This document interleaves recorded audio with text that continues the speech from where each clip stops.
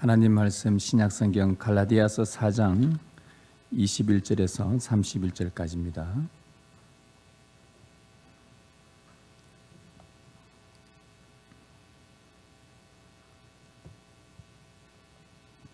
갈라디아서 4장 21절에서 31절까지 한 절씩 교독하고 마지막 절 같이 읽겠습니다. 내게 말하라. 율법 아래에 있고자 하는 자들아, 율법을 듣지 못하였느냐?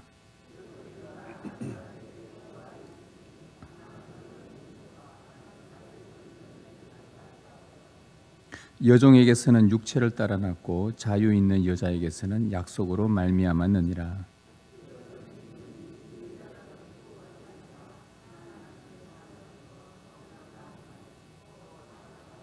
이 하갈은 아라비아에 있는 신의 산으로서 지금 있는 예루살렘과 같은 곳이니 그가 그 자녀들과 더불어 종노릇하고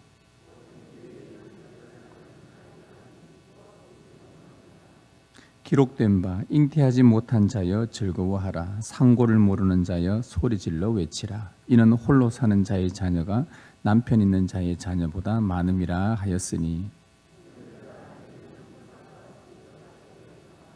그러나 그때의 육체를 따라 난 자가 성령을 따라 난 자를 박해한 것 같이 이제도 그러하도다.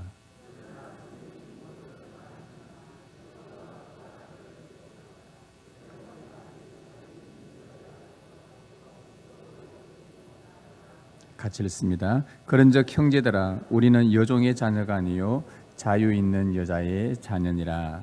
아멘. 우리는 계속해서 갈라디아서의 말씀을 계속 묵상하며 나누고 있습니다. 오늘 이 본문은 갈라디아서의 앞부분 교리 부분의 마지막 최종 결론이라고 할 수 있습니다.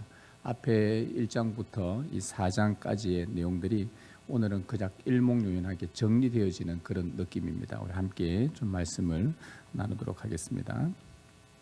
한 번은 세리와 죄인들이 예수님의 말씀을 듣기 위해 몰려왔었습니다. 예수님은 그들을 식탁으로 초대하시고는 함께 음식을 나누어 먹으며 말씀으로 교제를 나누셨습니다.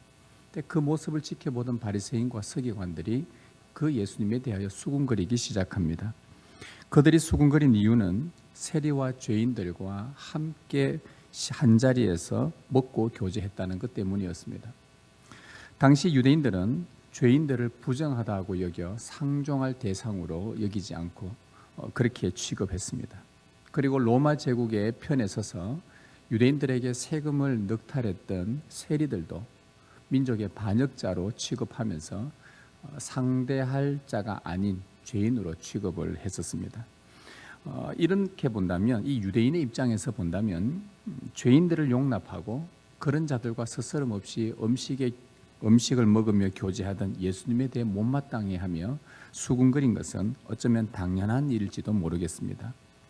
그러나 그 수군거리는 바리새인과 서기관들을 향해 예수님은 우리가 잘 알고 있는 일명 탕자 비유라는 이야기를 그들에게 들려주기 시작합니다. 그 줄거리 내용은 이렇습니다.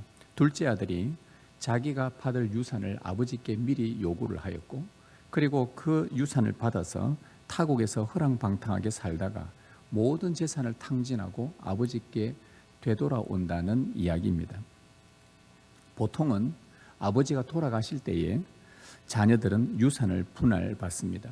그런데 이 둘째 아들이 자기 분깃을 미리 달라고 한 것은 그 당시의 풍습으로는 아버지가 빨리 죽기를 바란다는 뜻을 내포하고 있습니다.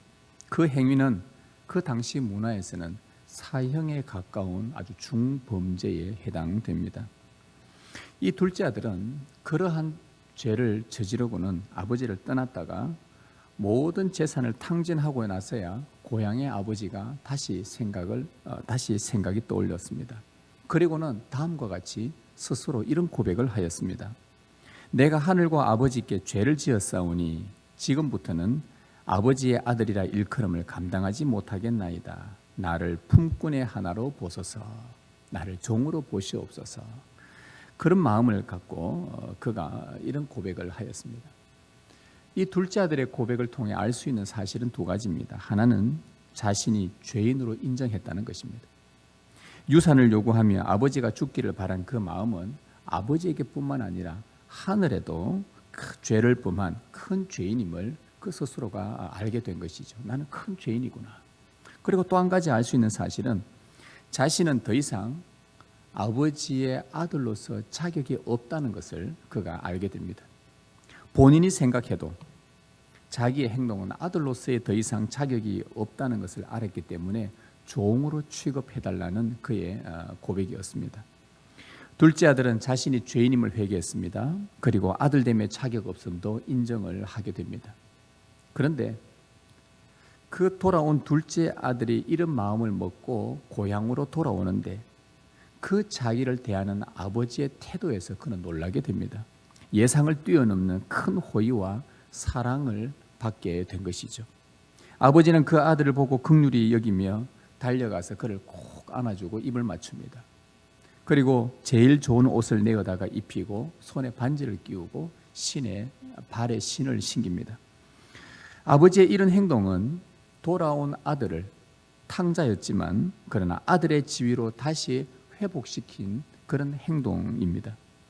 거기에다가 종들에게 시켜서 가장 살찐 또 좋은 송아지를 잡게 하고 잔치를 벌이며 함께 먹고 마셨습니다. 이런 대우를 받아도 되는가라고 의구심이 들었지만 이 둘째 아들은 죄인인 자기에게 베푸시는 아버지의 그 사랑에 그저 감사할 뿐입니다. 아버지는 이런 말을 남깁니다. 이 내 아들은 죽었다가 다시 살아났으며 내가 잃었다가 다시 얻었노라. 근데 여기까지 우리는 대부분 둘째 아들에 대한 이야기로 해서 탕자가 돌아왔구나, 아버지께서 참 사랑이 많으시구나, 여기로 이야기를 끝을 대부분 맺는데 사실은 그 다음 이야기가 참 중요한 이야기입니다. 그 다음 이야기는 바로 맏아들이 밭에서 일을 하다가 집으로 돌아오는데 집에서부터 풍악 소리와 춤추는 소리가 들립니다. 이게 도대체 무슨 일인가? 무슨 일이 있었길래 집에서 잔치가 일어났나 확인을 해보니 동생이 돌아왔다는 이야기를 듣게 됩니다. 그리고 동생이 돌아왔는데 아버지가 큰 잔치를 베풀면서 집의 모든 사람들과 기뻐하며 즐거워하고 있다는 얘기를 그 맏아들이 듣게 됩니다. 그때 맏아들이 아버지께 불만을 품게 됩니다. 그리고는 분노합니다. 그 누가복음 15장에 보면 아버지께 화를 냈다고 합니다. 큰 분노를 하면서 이렇게 말을 합니다.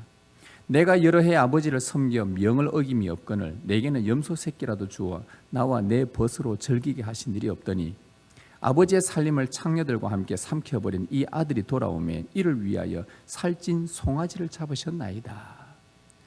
아주 아버지를 좀 비난하듯이 비아냥거리듯이 분노를 표출하면서 아버지에게 이런 말을 표현을 했습니다. 이 맏아들은 돌아온 동생을 생각하니까 화가 치밀어 오릅니다.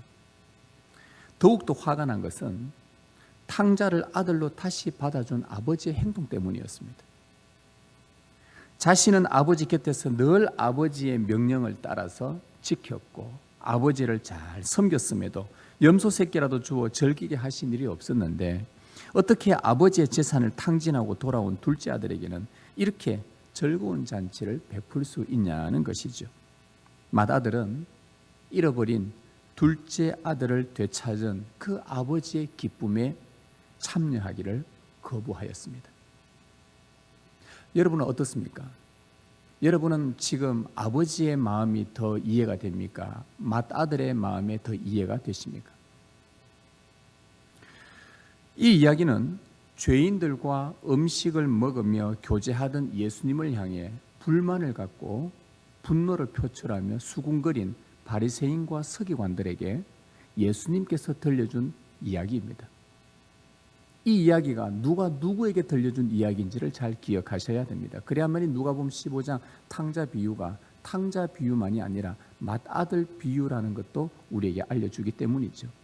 지금 예수님이 당신에게 수군거리는 그 바리새인과 서기관을 향해서 지금 예수님과 함께 먹고 마시는 세리와 죄인들이 아니라 바리새인과 서기관들에게 예수님이 이 비유를 말씀하고 있다는 것입니다. 이 비유에서 돌아온 둘째 아들은 누구를 가리키는가 하면 예수님과 함께 음식을 먹던 세리와 죄인들을 가리킵니다. 큰 아버지께 죄를 얻은 자들, 세리처럼 죄인들처럼 이 둘째 아들이 바로 그와 같은 자들입니다. 그리고 맏아들은 예수님에 대해서 수군거리는, 불만을 갖고 수군거리는 바리새인과 서기관들을 가리킵니다. 아버지의 재산을 탕진하고 돌아온 동생은 아들로서 자격이 없다고 여겼던 맏아들, 이 장남은 그렇게 여겼습니다. 쟤는 아버지의 재산을 저렇게 미리 받아가서 아버지가 죽기를 바라며 나갔던 저는, 또 모든 것을 탕진하고 도는 저는 아들로서 자격이 없는 자다라고 맏아들은 아예 마음을 정해버렸습니다. 제가 여러분에게 아까 물었죠. 여러분은 아버지의 마음을 갖고 있습니까? 맏아들의 마음을 갖고 있냐고 물었습니다. 누구의 마음이 더 이해가 되냐고 물었었죠. 지금 맏아들은 이 동생은 아들로서 자격이 없다고 선을 그어버렸습니다. 바리새인과 서기관들은 죄인들을 용납할 마음이 전혀 없는 것과 지금 같은 상황이죠. 그러나 예수님은 그 비유에서 나오는 아버지처럼 회개하고 예수님을 찾아온 죄인들을 꼭 안아주시고 기꺼이 받아주시며 기쁨의 잔치로 그들과 함께 음식을 드셨습니다. 이런 맏아들이 가졌던 마음은 바로 이것입니다. 이제 이게 중요합니다. 맏아들이 가졌던 그 마음의 핵심 내용이 바로 이겁니다.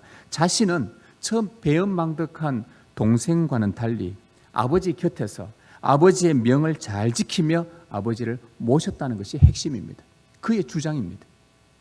나는 아버지 곁에서 아버지의 명령을 따라 그분의 가르침의 율법에 따라서 참 잘 지킨 의로운 자라는 것이 지금 자기의 마음의 주장입니다. 그런데 저 동생은 아주 배은망덕한 아버지의 명을 어긴 죄인 중의 죄인이라는 것을 지금 강조하고 있는 것입니다. 저 동생은 아버지의 명을 어긴 죄인이지만 자신은 아버지의 계명을 잘 지키고 있는 의인이라고 스스로가 자부하고 있는 것입니다. 바리새인과 서기관들은 율법을 잘 지켜서 하나님께 의로운 자로 인정받으려는 그 마음을 갖고 있다는 것이 이 비유의 핵심 중에 하나라는 것입니다. 여러분, 이들이 모세의 율법을 아주 중요하게 여겼습니다. 그것은 좋은 일입니다. 하나님의 율법의 말씀을 사랑하고 소중히 여기는 것은 누구나 우리에게도 필요한 그런 마음입니다. 그러나 사랑하는 것은 좋은데 율법과 계명을 내가 행하여서 의롭다 인정을 받으려고 한다면, 그리고 하나님께 속해 있는 모든 신령한 복들을 나의 행위로 말미암아 얻을 수 있다고 생각한다면 그것은 이 비유에 나온 맏아들의 마음과 똑같은 마음이라는 것입니다. 반면에 둘째 아들의 마음의 핵심은 이겁니다. 아들됨의 자격 없음을 인정하고 하나님께 큰 죄인임을 고백하고 자신의 행위로는 도무지 의롭다 인정받을 수가 없으니 아버지의 은혜만을 바라볼 수밖에 없는 그 마음으로 주님 앞에 터벅터벅, 아버지 앞에 터벅터벅 나오는 둘째 아들의 마음이 바로 이와 같은 마음이라는 것입니다. 여러분, 이 비유는 우리가 지금까지 살펴보고 있는 갈라디아서의 핵심을 잘 보여주는 이야기입니다. 갈라디아서는 율법을 지켜서 의롭다 하심을 얻고 율법의 행위로 구원받는다는 것을 반대하고 있습니다. 하나님의 율법을 온전히 지킬 수 있는 사람은 세상에 아무도 없기 때문입니다. 따라서 율법과 계명을 잘 지켜서 의롭다 인정받으려는 이 바리새인과 서기관들은 다르게 표현하면 스스로의 행위로 하나님 앞에 의인이라고 자처하고 의롭게 될 수 있다는 교만의 극치를 보여주는 사람들입니다. 나는 의롭다는 것입니다. 나는 저 사람보다 훨씬 더 낫다는 것입니다. 나는 저 사람보다 하나님 보시기에 사람들이 보기에도 저 사람보다는 훨씬 더 교회에서나 여러 면에 있어서 생활하는 면이나 율법을 지키는 면이나 종교 생활하는 면이나 여러 면에서 괜찮다고 내 스스로 나는 아버지 곁에서 말씀을 그나마 좀 지키는, 주일도 지키고 그나마 나는 또 어떤 여러 가지 규정들도 잘 지키는 참 의인이라고 스스로 자처하는 사람들, 이 교만의 극치를 보여주는 바로 바리새인과 서기관들, 맏아들과 같은 자들입니다. 저 동생은 죄인 중에 죄인인데 나는 아버지 곁에서 늘 신앙생활을 잘하고 있는, 스스로 그렇게 여기고 있는, 하나님 앞에 의롭다고 여기는, 자기의 행위로 하나님의 모든 복을 받을 수 있다라고 말하는 그런 교만을 보여주는 자들입니다. 바울은 이런 자들에게 오늘 본문 21절을 통해서 이렇게 책망을 하고 있습니다. 율법 아래에 있고자 하는 자들아, 율법을 듣지 못하였느냐. 지금 바울은 말합니다. 바리새인과 서기관들을 향해서 율법 아래에 있고자 하는 자들이라고 말합니다. 너희는 왜 그렇게 율법 아래에 계속 머물려고 하느냐? 갈라디아 교회를 어지럽게 했던 주범들이 바로 이 사람들이었습니다. 율법 아래에 머물러서 율법 아래에 있어서 계명과 할례의 여러 의식들을 통해 구약의 여러 의식들을 통해 의롭게 되고 구원을 얻어 아브라함의 자손이 될 수 있다는 것, 이렇게 되어야 한다고 주장했던 사람들이 바로 갈라디아 교회를 어지럽게 했던 주범들이었습니다. 그런 자들에게 바울은 말합니다. 율법 아래 있기를 그토록 원하는 자들아, 왜 그렇게 율법 아래 있으려고 하느냐? 너희가 율법을 알기는 아느냐? 그 다음 말씀이죠. 율법을 듣지 못하였느냐? 너희가 율법을 많이 오해하고 있구나. 율법의 의미를 오해하는 그들에게 창세기 기사를 통해 바울은 율법이 도대체 무엇을 말하고 있는지 그들에게 다시 한번 설명을 해주고 있는 것입니다. 구약을 잘 알고 있는 그들에게 구약의 율법의 창세기 기사를 하나 인용을 해와서 그들에게 설명을 하기 시작합니다. 22절 23절에 기록된 바, 아브라함에게 두 아들이 있으니 하나는 여종에게서 하나는 자유 있는 여자에게서 낳다 하였으며 여종에게서는 육체를 따라 낳고 자유 있는 여자에게서는 약속으로 말미암았느니라. 여러분, 갈라디아서에 좀 해석하기 어려운 부분들이지만 여러분들 제가 설명해 드릴 테니 잘 들으시길 바랍니다. 바울은 지금 창세기를 인용해서 말하기 시작합니다. 아브라함의 아내 사라가 있었는데 그녀는 불임이었고 노년이었지만 아들을 주시겠다고 하나님께 약속을 받은 상태였습니다. 그러나 오랜 세월 동안 잉태하지 못하자 그들은 후손을 위해서 인간적인 방법을 동원합니다. 바로 여종을 들이자는 것이죠. 여종을 들여서 아브라함으로 통해 후사를 낳게 하고, 왜 그 당시 때는 여종을 들여서 낳은 아들은 법적으로 아브라함의 아들로 법적으로 취급받았기 때문에 그렇습니다. 그래서 그 당시 때에 많이 보편화되었던 이 방법을 이 아브라함과 사라가 이 방법을 써보자 해서 인간적인 방법을 동원합니다. 그 여종의 이름은 하갈이요, 그 여종이 낳은 아들이 이스마엘이라는 아들입니다. 그 이스마엘이 14세가 되던 해에 사라는 하나님의 약속대로 이삭을 낳게 됩니다. 바울은 하갈을 통해서 낳은 이스마엘과 사라를 통해서 낳은 이삭, 이 두 아들의 출생을 구분해서 설명을 합니다. 바로 여종인 하갈에게서 난 자를 육체를 따라 낳았다고 그 23절에 이야기합니다. 그리고 자유인인 사라에게서 난 자를 약속을 따라 낳았다라고 말을 합니다. 육체를 따라 낳고 약속을 따라 낳았다는 것이 무슨 말이냐? 육체를 따라 낳았다는 말은 바로 인간적인 방법을 동원해서 자기들의 행위로 이스마엘을 낳았다는 것을 지금 말하려고 하는 것입니다. 지금 계속해서 반복해서 바울은 한 부분을 계속 강조하고 있는 겁니다. 이스마엘은, 하갈이 낳은 이스마엘은 너희가 인간적인 방법을 동원해서 너희가 할 수 있는 한 너희 자기들의 행위들을 통해서 아브라함의 자손을 낳겠다는 것. 반면에 약속을 따라 낳았다는 말은 사라가 불가능한 잉태할 수 없는 불가능한 상황이지만 하나님의 약속을 따라서 하나님이 약속을 주셨고 그 약속을 믿는 믿음으로 말미암아 이삭을 낳았다는 것을 의미합니다. 즉 하나님의 은혜 안에서 이삭을 낳고 아브라함의 자손이 된다는 말입니다. 즉 아브라함의 자손은 두 종류가 되는 겁니다. 자기의 행위로 아브라함의 자손이 될 것이냐, 아니면 하나님의 은혜로 아브라함의 자손이 될 것이냐, 이 둘의 이야기가 바울의 핵심입니다. 그러면서 바울은 이 이야기의 참 뜻이 무엇인지 24절에서 26절까지 다시 한번 설명을 합니다. 이것은 비유니 이 여자들은 두 언약이라, 하나는 시내 산으로부터 종을 낳은 자니 곧 하갈이라.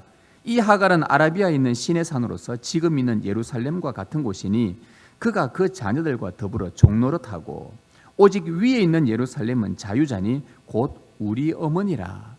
하갈과 사라를 딱 대조하면서 바울이 다시 한번 설명하는데, 이 여종인 하갈과 본처인 사라를 두 언약이라고 바울이 설명을 합니다. 자, 먼저 하갈에 대해서 설명을 합니다. 여종인 하갈에 대해서 말하기를 뭐라고 말했냐? 24절에 보니까 시내산으로부터 종을 낳은 자라고 했습니다. 시내산에서 종을 낳았다라는 표현은 달리 말하면 시내산에서 모세를 통해서 율법을 받았다는 말입니다. 그렇게 이해하는 것이 가장 편합니다. 가장 이해하기 쉽습니다. 자, 시내산에서 율법을 받았다. 모세를 통해 율법을 받았다는 말입니다. 여러분, 율법이라는 것은 이때부터 이스라엘 백성들의 삶의 중심이었습니다. 어디를 가더라도 율법이었습니다. 이들은 옮길 때마다 언약궤 안에 있는 하나님의 율법의 말씀을 늘 들고 다녔습니다. 이들의 삶의 중심은 율법 중심이었습니다. 그래서 그 구약에서부터 내려온 율법 중심의 전통은 어디까지 내려왔냐? 신약 시대에 바울이 활동했던 당시 예루살렘에서도, 특히 예루살렘 성전 안에서도 아주 중요한 역할을 하고 있었던 것이 율법이었습니다. 바로 그 예루살렘에 누가 있었냐? 그 눈에 보이는 예루살렘, 지금 땅에 있는 예루살렘에는 대제사장이 그곳에 있었고, 바리새인들이 있었고, 그곳에 서기관들이 있었고, 백성들의 대표들이 그곳에 있으면서 거기서 그들이 가르친 내용이 뭐냐? 너희들은 이 율법을 잘 지켜야 된다. 율법은 우리 시내산에서 모세로부터 받은 하나님의 말씀인데 이 율법을 잘 지켜야만이 우리가 하나님의 백성이 될 수 있다라고 가르쳤던 사람들이었습니다. 그들은 예루살렘에서 율법 중심으로 대제사장이지요, 바리새인이지요, 서기관이지요, 모든 회의를 주관할 수 있는 사내들인 공회원으로서 어떤 한 사람이 율법을 지키지 않았을 때 판단하고 정죄해서 심판으로 내몰 수 있는 그런 자격이 갖출 만큼 아주 무소불위의 막강한 세력이었습니다. 그래서 백성들은 율법의 행위로 아브라함의 자손이 되어 하나님의 복을 받는다는 그들의 가르침에 복종할 수밖에 없었습니다. 그래서 오늘 바울은 이것을 가리고 뭐라 그러냐? 예루살렘, 지금 있는 예루살렘과 같은 곳이니 그가 그 자녀들과 더불어 종노릇하고 율법의 종노릇하는 그런 백성들로 다 만들어 놓았다는 것입니다. 인간적인 방법을 통해 자기들의 행위로 이스마엘을 낳은 것처럼 바울은 율법의 행위로 아브라함의 자손이 된다는 그 가르침을 따르는 자들을 바로 하갈에게 속한, 옛 언약에 속한 자들이라고 그렇게 표현을 한 것입니다. 이들은 누구냐? 바로 탕자 비유에서 말했던 맏아들과 같은 사람들입니다. 바리새인과 서기관들처럼 하나님의 율법을 지키는 행위로 내가 의롭게 될 수 있다는 것, 나는 하나님을 가까이서 율법을 지금까지 오랜 세월 동안 잘 지켜왔다는 것, 그래서 나는 아브라함의 자손이고 구원을 얻었고 아브라함이 받을 모든 유업을, 하늘의 복들을 자기도 받을 수 있다고 철떡같이 믿고 있는 사람들이었습니다. 그러나 바울은 이들에게 분명하게 말합니다. 이 가르침을 따르는 자는 육체를 따라 난 자들이요, 종의 아들이요, 땅의 예루살렘에 속한 자들이요, 율법 아래에 있고자 하는 자들이라고 말했습니다. 율법을 제대로, 하나님의 말씀을 제대로 지키지도 못하면서 하나님이 의도하신 말씀의 뜻을 제대로 지키지는, 그 본 뜻은 지키지도 못하면서 평생 율법에 매여 종노릇하는 자들이라고 말했던 것입니다. 겉으로는 율법을 잘 지키는 살아서 그래서 의로운 것처럼 보이지만 속으로는 율법을 하나도 제대로 지키지 못하는, 하나님 보시기에 오히려 더 그들이 더 죄인 중에 괴수인 그런 자들임에도 불구하고 자기들은 겉으로는 율법을 잘 지키는 사람처럼 의로운 자로 보였던 것입니다. 만일 거기서 돌이키지 않으면 구원은커녕 영원토록 율법의 정죄를 받으며 살게 될 것이라고 바울이 탄원을 한 거예요. 그러나 이와 반대로 또 하나의 언약을 바울은 설명을 합니다. 26절에 오직 위에 있는 예루살렘은 자유자니 곧 우리 어머니라. 이 어머니는 바로 사라를 이야기한 것입니다. 위에 있는 예루살렘은 자유자니 곧 우리의 어머니라. 이것은 위에 있는 하나님으로부터 약속받은 것을 뜻합니다. 앞에 했던 하갈은 신의 산으로부터 율법을 받은 것을 말하고, 이 사라는 위에 계신 하나님으로부터 약속을 받았다는 것입니다. 그 약속이란 무엇이냐? 불임과 노년이라는 잉태가 불가능한 상태에서 아들을 주신다는 하나님의 약속이었습니다. 그 약속은 인간적인 방법을 동원하여 자기들의 행위로 낳은 이스마엘이 아니라 하나님께서 거저 베푸신 아들에 대한 약속의 은혜를 믿음으로 받아들일 수밖에 없는, 그래서 이런 자는 바로 이 사라에 속한 자라. 너희는 하늘의 예루살렘에 속한 자라. 바로 이들은 누구냐? 탕자 비유에서 죄인임을 인정하고 아들됨의 자격 없음을 고백했던 둘째 아들입니다. 그리고 회개하고 예수님께 나와 그분의 은혜 안에서 말씀을 먹고 교제하였던 죄인들과 세리들이었습니다. 이들은 율법을 지켜서는 결코 아브라함의 자손이 될 수 없다는 것을 알았습니다. 자기들은 남들이 볼 때도 죄인이요, 자기들이 봐도 죄인이라. 은혜를 바라보며 하나님의 믿음으로 의롭다 여김 받을 수 없는, 의롭다 여김을 받게 되는, 믿음으로만 가능하는 이것만을 붙들고 살아가는 자들이었다는 말입니다. 바로 이들이 누구냐? 하늘에 있는 사라에게 속한, 바로 우리의 어머니라. 여러분의 어머니는 누굽니까? 율법의 종이 되어서 율법에 매이는 그 하갈이 여러분의 어머니입니까? 하나님의 은혜로 말미암아 믿음 가운데 거하며 나는 죄인이요 하나님 없이는 살 수 없다고 고백하는 사라가 여러분의 어머니입니까? 이 사라의 이 자녀들은 더 이상 율법의 종이 아닙니다. 율법으로 구원을 얻고자 하는 자들이 아닙니다. 율법의 속박에서 자유한 자들이요, 땅에 있는 예루살렘이 아니라 위에 있는 예루살렘, 하늘에 있는 예루살렘, 곧 천국에 속한 자들입니다. 우리의 어머니는 율법에 매여 종노릇하는 하갈이 아니라 약속을 따라 은혜를 갈망하는 사라입니다. 그렇다면 율법으로 의롭게 될 수 없는 죄인임을 내가 인정하고 회개하며 하나님께서 여러분의 구원을 위해 약속하신 일, 여러분의 영원한 구원을 위해 약속해 주신 일, 곧 십자가의 그리스도와 그분의 부활을 믿고 신뢰한다면, 불가능한 우리의 구원을 위해 주님이 이루신 구속의 은혜를 믿음으로 갈망한다면 여러분은 자유자의 아들이요 하늘의 예루살렘에 속한 자요 아브라함의 영적 자손으로 그에게 약속된 하나님의 모든 복을 받게 될 것입니다. 여러분, 이것을 믿음으로 받으시길 바랍니다. 이것이 은혜 중의 은혜입니다. 바울은요, 이 약속이 그 갈라디아 교회를 혼란스럽게 했던 그 주범들, 율법으로 자기들의 행위로 말미암아 의롭다 인정받는 사람들이 하도 흔들어대니까 그 은혜를 받았다가도 잠시 주춤주춤하며 믿음에서 떠난 그들을 향해서 뭐라고 하느냐? 너희가 이 은혜 안에 거해라, 확신해라. 그러면서 구약에 나오는 이사야 말씀을 인용해서 그들에게 다시 한번 설명을 해주는데, 그것이 27절에 나오는 내용입니다. 기록된 바 잉태하지 못한 자여 즐거워하라, 상고를 모르는 자여 소리질러 외치라. 이는 홀로 사는 자의 자녀가 남편 있는 자의 자녀보다 많음이라 하였으니, 이 바울은 이사야 54장 1절 말씀을 인용해서 사라에게 속한 자들에게 확고한 믿음을 위해 이 말씀을 해준 것입니다. 여러분, 이 말씀은 이사야가 54장 1절에서 이 말씀을 하고 있는데 배경이 무엇이냐 하면, 바벨론의 포로로 끌려간 이스라엘 백성들이 자기들의 운명이 다하고, 이제 우리는 영원히 바벨론의 종이 되어서 이 참 비참하게 살아가는 인생이구나, 고국으로 다시는 돌아갈 수 없다며 절망하고 있는 그 이스라엘 백성들에게 하나님이 주신 약속의 말씀이 바로 이거였습니다. 그게 뭐냐면은, 지금 포로가 된 이스라엘은 잉태하지 못하는 사라와 같이 어디 기댈 곳도 없습니다. 바벨론의 평생 종노릇하는 처량한 신세가 되었습니다. 언제까지 이런 비참한 삶이 이어질지 예상도 할 수가 없고, 삶의 희망이라고는 전혀 찾아볼 수 없는 이스라엘의 지금의 상태를 잉태하지 못한 사라의 모습과 그걸 비유를 하고 있는 것입니다. 다른 민족들은 강하고 유능해 보이는데, 다른 사람들은 내 주위에 보니까 다 잘 먹고 잘 사는 것처럼 보이는데, 자신은 너무나 나약하고 무력한 실패자처럼, 저 영원한 바벨론의 종처럼 어떻게 이렇게 비참하게 살아갈 수 있는가, 그렇게 보였던 것입니다. 그런 그들에게 하나님께서 이사야를 통해 약속해 주신 말씀이 바로 이거였습니다. 그래, 너희는 지금 종이 되어서 아무것도 할 수 없는 무력한 자들이다. 너희는 잉태하지 못하는 사라와 같다. 너희는 내가 은혜를 베풀지 않으면 너희에겐 더 이상 소망이 없다.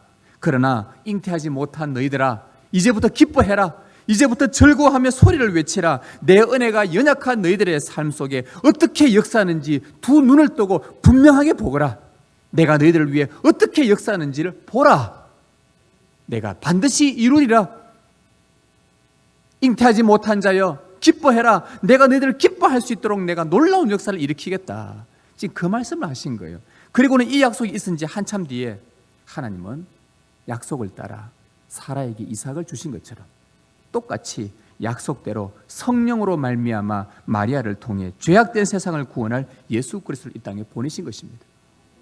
불가능한 사라에게 아들을 약속하시고 은혜를 갈망하게 하신 하나님, 똑같이 남자를 알지 못하고 남자와 전혀 성적인 관계를 맺지 않았음에도 불구하고 마리아에게 성령으로 잉태되는 초자연적인 방법으로 하나님의 아들을 약속하시고 그 아들을 통해 구원 얻을 것을, 그 은혜를 갈망하게 하신 하나님, 바울은 바로 율법 아래에 끝까지 있고자 하는 자들을 향하여 율법을 주신 하나님의 의도를 다시 한번 분명하게 말해주고 있습니다. 너희는 율법을 지켜서 의롭게 될 만한 자격이 사람 안에는 전혀 없다는 것을 깨닫도록 하기 위해서, 율법 앞에서는 사람이 얼마나 무력한 자들인지 깨닫게 하기 위해서, 그래서 하나님이 약속하신 은혜의 독생자를 믿음으로 기다리지 않으면 도무지 구원받을 길이 없음을 알려주기 위해 율법을 주셨다고 지금 하갈과 사라의 비유를 통해, 이 어려운 비유를 통해 우리에게 하나님의 말씀으로 설명해 주고 있는 것입니다. 성도 여러분, 우리는 세상에서 소망이 없던 자들이었습니다. 우리는 구원을 얻을 방법을 우리 스스로 안에서 찾을 수 없던 자들이었습니다. 하나님은 바로 기쁨의 소리를 외칠 수 있도록 우리에게 큰 은혜를 베풀어 주셨습니다. 우리가 한 것은 아무것도 없는데 우리를 아브라함의 참된 영적 자손으로 불러주시고, 아브라함에게 약속하신 하늘의 신령한 모든 복들을, 구원의 은덕들을 받게 해주시려고, 그리고 그 약속마저도 믿을 수 있도록 은혜 위에 은혜를 베풀어 주신 하나님이십니다. 우리는 율법의 종의 자녀가 아닙니다. 이제 약속의 자녀들입니다. 내 행위로 의롭게 되려는 맏아들이 아닙니다. 죄에서 돌이키고 은혜를 갈망하는 둘째 아들이 바로 우리들의 상태입니다. 바리새인과 서기관들이 아니라 회개하고 죄에서 돌이켜서 주님의 은혜의 식탁을 갈망하는 세리와 죄인들이 바로 오늘 우리들입니다. 그러나 우리들에게는 이러한 은혜를 갈망하며 살아가는 여러분들에게 찾아오는 것이 하나가 있는데, 그것이 뭐냐? 박해입니다. 누구로부터 오는 박해냐? 29절에 보면 육체를 따라 난 자가 성령을 따라 난 자를 박해한 것 같이 이제도 그러하다. 14살 된 이스마엘이 그 늦게 한참 태어난 이삭을 조롱하면서 박해를 했습니다. 맏아들이 돌아온 동생을 박해했습니다. 바리새인과 서기관들이 죄인들을 박해하며 용납하지 않았습니다. 이처럼 바울은 말합니다. 교회 안에서 규율과 법에 매인 자들이 은혜를 갈망하는 자들을 핍박한다고 했습니다. 어느 시대나 언제나 그랬습니다. 은혜를 갈망하며 믿음으로 나아가는 자들의 원수는 바깥에 있는 것이 아니라 교회 안에 율법 아래에 있고자 하는 자들, 율법으로 의롭게 되려고 하는 자들이 바로 은혜를 갈망하는 자들의 박해자라는 것입니다. 예수님도 그와 같은 박해를 당하셨습니다. 누구에게? 율법 아래에 있었던 대제사장과 서기관과 바리새인들에 의해서 예수님은 반대를 당하셨고, 거절당하셨고, 정죄당했고, 십자가에 죽임 당하셨던 것을 보시면 바울의 말은 거짓말이 아닙니다. 여러분들에게 질문하겠습니다. 여러분은 하나님의 은혜로 교회 안에 들어왔습니까? 그래서 믿음 가운데 거하고 계십니까? 혹 신앙생활을 오랫동안 하시는 가운데 여러분 자신도 모르게 오랜 전통에 매인 자신을 문득 발견하지는 않습니까? 율법 아래에 있는 자들처럼 스스로 의로운 자임을 자처하는 교만에 빠져 있지는 않습니까? 나는 오랜 동안 신앙생활을 해오면서 이 신앙생활에 좀 익숙해져서 내가 이 하나님 앞에, 이 전능하시고 자비로우신 하나님 앞에 나아오는데 그렇게 마음의 간절함으로 은혜를 갈망하며 이 예배당에 들어올 때에 하나님의 은혜를 소망하면서 그분으로부터 제 용서를 받고 하나님의 충만한 그 은혜의 역사들을 누리고자 그 마음으로 혹시 이 예배당 안에 들어오셨습니까? 아니면 시끌벅적하게 늘 오는 것처럼, 늘 익숙한 것처럼 아무런 그것도 없이 오랜 세월 동안 여러분 익숙해져 버리셨습니까? 그러다 보면 우리도 모르는 사이에 오랜 전통과 교회가 내려오는 그 규율과 규정 속에 매여 있는 내 자신들을 발견하게 되고, 이것을 잘 지키고 있느냐에 따라서 내가 의로운지 의롭지 않은지를 스스로가 판단하면서 그렇지 않은 자들을 정죄하는 자리에 서게 된다는 것입니다. 혹 누군가에게 잘 보이려고 신앙생활을 하려고 하지는 않습니까? 만일 여러분이 오랜 전통에 매인 자신을 발견했다면, 율법 아래 있는 자들처럼 스스로 의로운 자임을 자처하며 교만에 빠져 있다면, 누군가에게 잘 보이려고 그저 신앙생활을 겉절이처럼 그렇게 보이고 있다면, 만일 여러분의 그런 행동은 여러분도 모르는 사이에 은혜를 갈망하는 누군가를 핍박하는 자리에 앉아 있다는 것을 기억하시길 바랍니다. 규율과 법에 매여 있으면 그렇게 행하지 않는 자들 향해 비난을 하고 손가락질하고 판단하게 되는 것이 우리 인간입니다. 내가 은혜 안으로 주님의 은혜 때문에 들어왔음에도 불구하고 어느 순간에 은혜를 대적하는 자리에 서 있게 된다는 것입니다. 어느 날 아버지 곁에서 종교 생활을 하면서, 신앙생활이 아니라 종교 생활을 하면서 마치 맏아들처럼 둘째 아들을 비난하고 바리새인과 서기관들처럼 율법에 늘 가까이 있다고 하면서 죄인들과 세리들을 판단하고 비난하고 종으로, 죄인으로 취급해버리는, 내 속에 그런 내 스스로가 하나님 앞에 의롭다고 여기는 그런 자리에 있지 않은지 우리는 살펴야 합니다. 누가 이런 자리에 들어가느냐?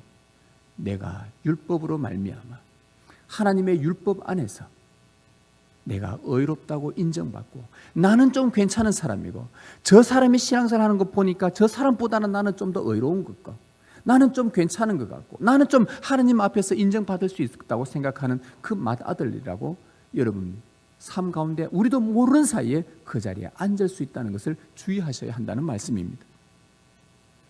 참으로 두려운 일입니다. 율법 아래에서 주님의 은혜를 반대하는 자리에 있지 않을까 두려운 것입니다. 갈라디아 교회를 혼란에 빠뜨렸던 율법주의자들이 될 수 있다는 것을 명심하셔야 합니다. 성도 여러분, 주님의 약속을 다시 바라보십시다. 하늘을 바라보십시다. 우리는 하늘에 속한 우리의 어머니는 살아입니다. 하나님의 은혜를 갈망하는 자요, 하나님이 주신 약속만을 바라보면서 그 약속이 이루어지기를 간절히 소망하며 믿음으로 주님 앞에 나아가는 자들입니다. 우리의 행위로 무언가를 인위적으로 인간적인 방법으로 무언가를 해서 하나님 앞에 의롭다 인정받으려는 자들이 아닙니다. 그걸 통해서 아브라함의 자손이 되는 것이 아닙니다. 그것은 혈통으로 아브라함의 자손이 되려는 것과 똑같은 자들입니다. 슬피 울며 이를 가는 자들이 될 것입니다. 마지막에 여러분, 약속의 자녀들이라는 것을 기억하십시오. 우리는 이삭과 같이 약속의 자녀들이라. 우리가 할 수 있는 것이 아무것도 없기에 주님이 약속하신 그 구원과 하늘의 복을 얻기 위해서 주님이 약속하신 것을 기억하면서 은혜를 갈망하며 믿음으로 나아갈 뿐입니다. 하나님은 그럴 때에 뭔가에 묶여있는 우리에게 참 자유를 허락해 주실 것입니다. 약속의 자녀로 살아가는 복이 여러분 가운데 가득하길 주님의 이름으로 축원합니다.